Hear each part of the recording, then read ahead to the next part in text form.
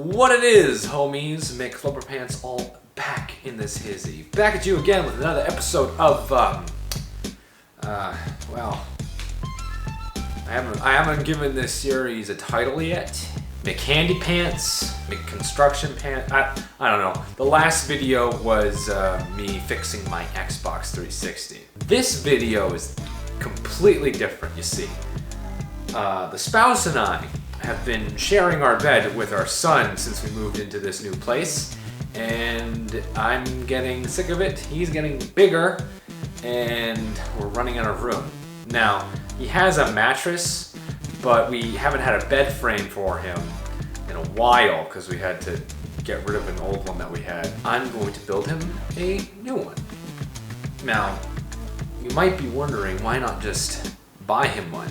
And to that I say, it's not nearly as fun.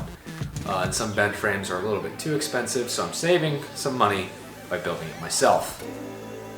I've been putting off doing this because lumber prices in the United States has been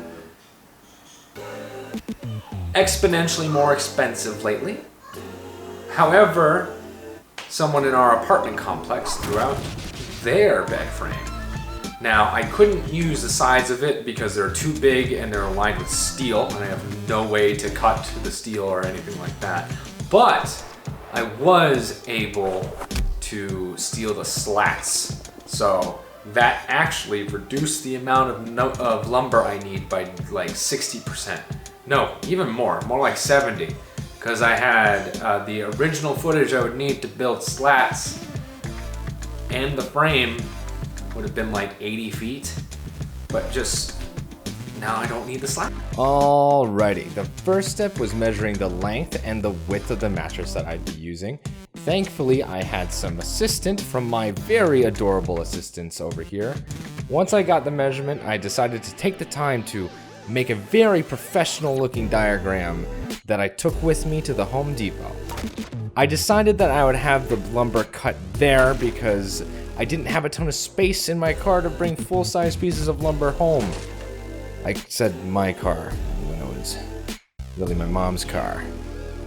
I'm a giant liar. The first step for me was preparing my work surface. Now, I don't have a workshop. Thankfully, I was house sitting for my parents, who also don't have a workshop, but what they did have was a ping pong table. Ping pong tables are incredibly flat and incredibly large, so this was perfect for building the bed frame on. However, I didn't want to damage it with any scratches or anything or get any glue on it, so I decided it would be best to cover it up with packaging paper in small pieces taped together. It took me a while to get it all taped up. It actually took 2 rolls to cover it all. Thankfully, I bought extra from the hardware store when I got it. Now, once I had everything taped up and all the seams covered, it was time for me to grab the wood.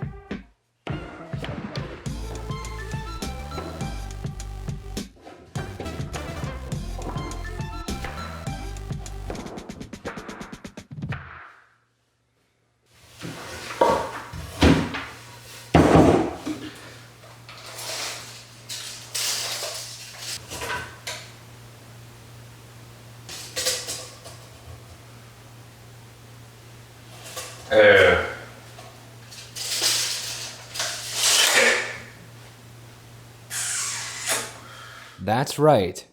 One of my 2x4s was cut to the wrong length. I decided to ignore the problem for now and move on with the project. Now, I want to make it clear that it was my fault that the cut was off because I was being an idiot. The first step of my process was getting everything laid out so I could get a general feel of how I wanted the shape to be, and also to figure out how much of the shelves I would have to cut off in order to fit the final piece of the frame. I wanted to be as precise as I possibly could, so I made sure to take the time to align everything properly. I even got out a speed square in order to make sure that my sides were square when I was taking my measurements. And it's at this point in the video that I want to make it clear that I am not a professional.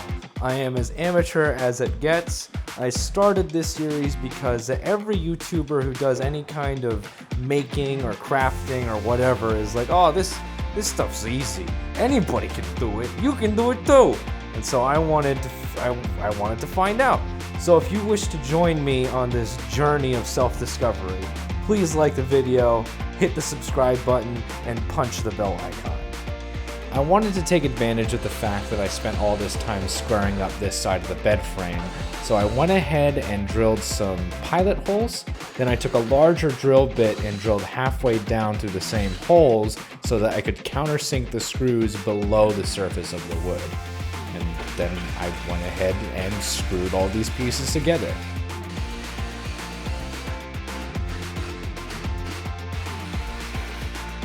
Next, I used the last piece of the frame as a reference to measure how much of the inner shelves for the slats I would need to cut off.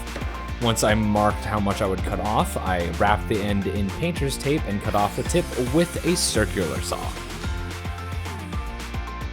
The painter's tape prevented any chip out, and I used a speed square to make sure that I was cutting straight. Next, I attempted to use the offcuts to lengthen my short board. Unfortunately, it did not turn out well. I mean, just look at that garbage. So I found myself in quite the predicament, as one of my 2x4s was too short.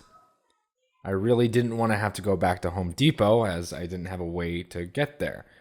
Thankfully, I remembered that I was at my parents' house, and they have a crawl space in their basement that is filled with spare scrap wood for some reason. So I decided to take one of the 2x4s from there and use that as my last piece of the frame. Once I got the final 2x4 cut down to size, I attached the shelves to the frame using glue and screws, making sure to repeat my process from before of drilling pilot holes and countersinking the screws.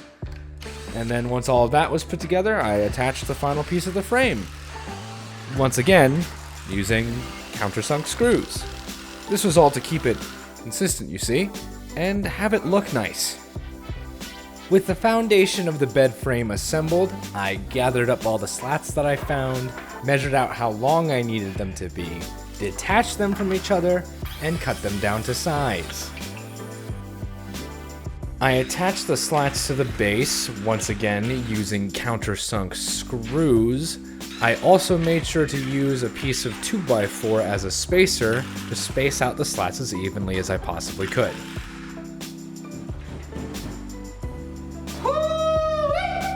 Oh my god.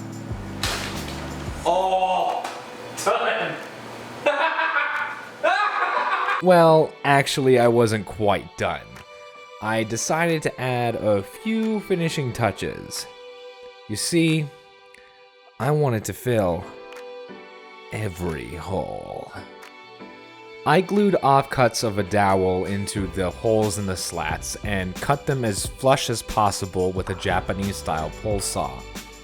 Then I filled all the holes in the base frame with wood filler. Honestly, in retrospect, I really should have done that the other way around, but hey, it still worked. And then what followed was sanding. Lots and lots of sanding. I can't even begin to tell you how much sanding I did. I had to sand down all of the dowels because none of them ended up being perfectly flush. I had to sand so much wood filler because I used way too much of it. I even sanded off the corners of the 2x4 so there weren't any sharp edges. I went to town with the sander. And yes, I did work my way up through the grits, which is a good thing too, because once I was done sanding and cleaned up, I tried to apply a finish to it, and I did a terrible job. It ended up just not working at all. And the fact that I spent so much time sanding kind of saved it from feeling awful to hold. And with that, it was time to add the final secret ingredient that makes this bed frame truly unique. I added some low-profile, high-capacity casters to the bottom of the frame. What this does is allows us to move the frame around easily and tuck it under our bed when we're not using it. Woo! I even added some chest handles to the sides of the bed frame to make manipulation easier. And with all of that put together, this bed frame is done.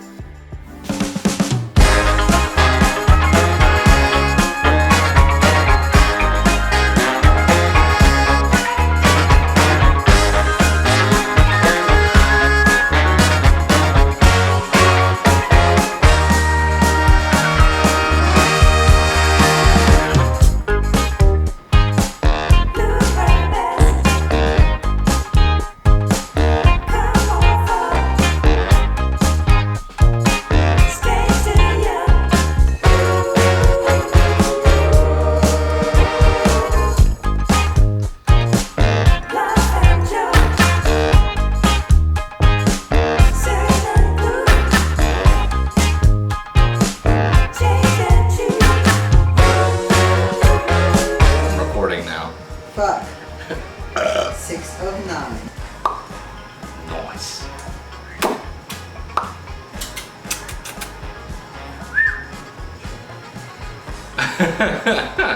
All stuff that's gonna get cut out of the video. Why?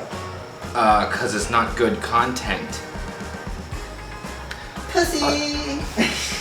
So, I'm just here enjoying a victory lap, a celebration. Victory clap, these cheeks. I'm just enjoying a little victory lap here. Like, I like to celebrate when I do something good, and that's what I'm doing. I'd like to say it's been about a month to a month and a half since I built it, and things are going well. My son seems to really like it. He sleeps in it most of the time, which is exactly what I wanted. So, yeah, that's the end of this video. Tune in next month time for another video. Who knows what it could be?